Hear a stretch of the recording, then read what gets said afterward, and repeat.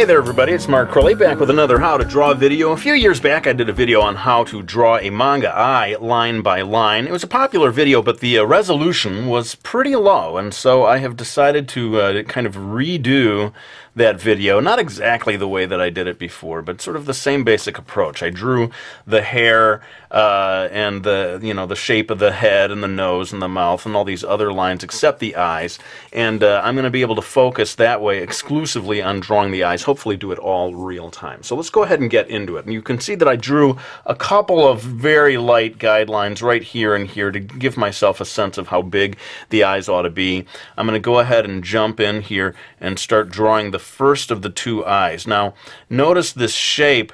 It's a kind of difficult to describe. I always think of it as a little bit of a triangular shape. I suppose it looks a little bit like a heart on its side, in a way, just that bottom part of it.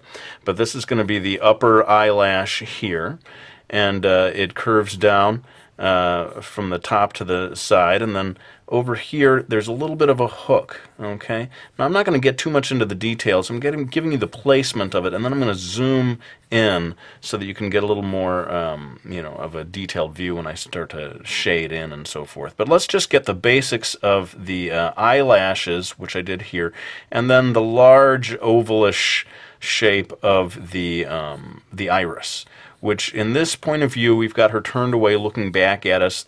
This oval is really moved considerably over here to the left side of things. And again, I'll save the details for a little bit later on, but let's go ahead and do this second eye, because this can give people a lot of trouble. They say, I draw the first eye, it looks great. I draw the second eye, it doesn't match.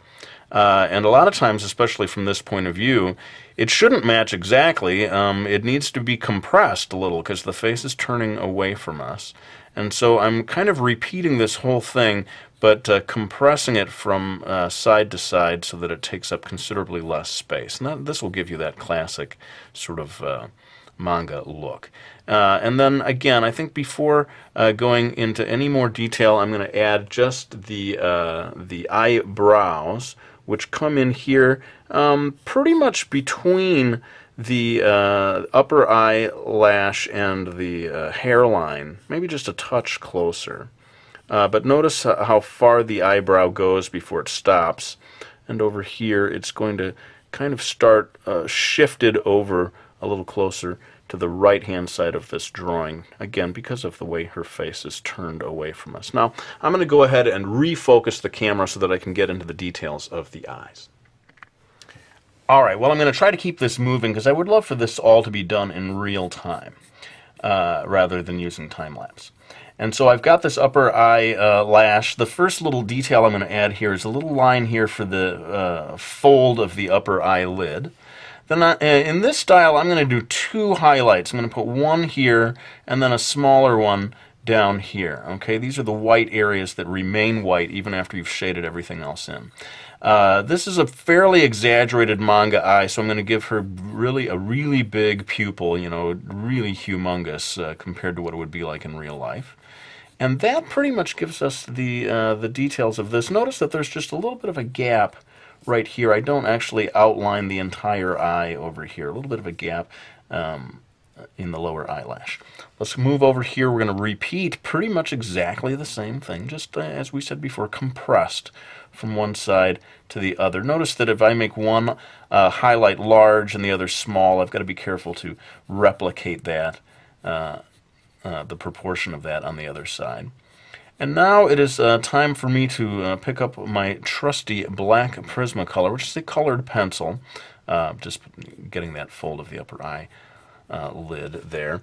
I'm switching to this black Prismacolor. This is just my style. You might want to use permanent ink. The main thing is to get some sort of permanent line that comes in here on top of the guidelines that you've put to begin with, and then when you erase, this line will stick around while you get rid of your rough guidelines. Now, this upper eyelash for a female character, of course, quite thick to indicate full eyelashes.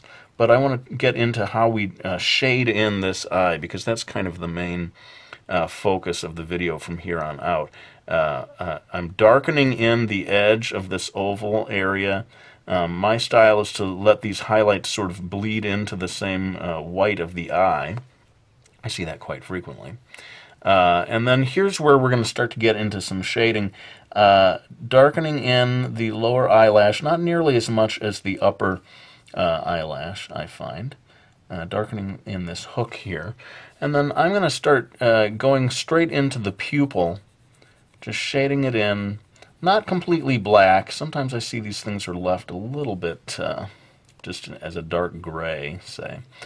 And here's one of the keys I find is to start dark at the top and then you let up on the pencil so that it gets progressively lighter as you reach the bottom.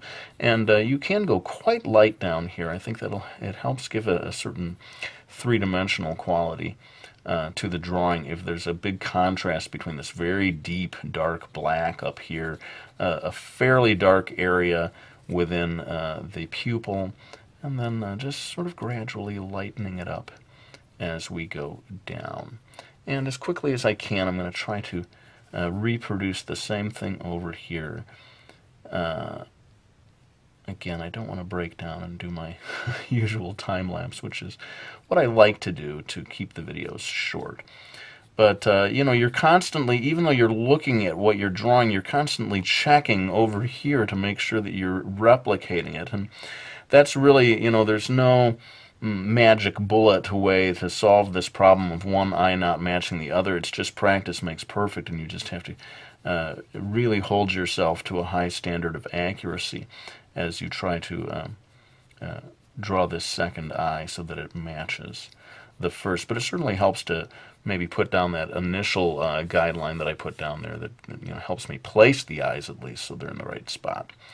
And I think that pretty much does it. I find that these outer edges, you know, darkening that in can be quite helpful for completing the final effect.